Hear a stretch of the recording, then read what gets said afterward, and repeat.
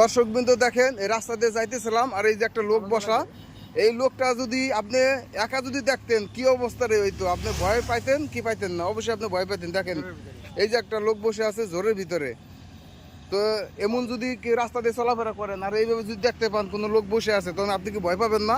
দেখেন, তো আমরা দুজন ছিলাম যার কারণে আমি ভয় পাই নাই।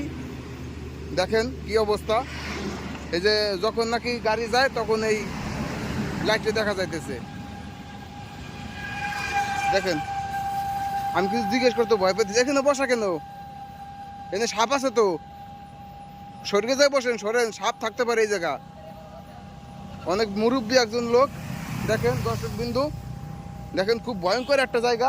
এই রাস্তা দিয়ে আমি যাইতেছিলাম, আমি যদি একা থাকতাম সত্যি আমি ভয় পেয়ে যেতাম। তো কেউ যদি দেখতো মনে করতেন যে কইতো যে অনেক কিছু কি জানি দেখছি। হ্যাঁ,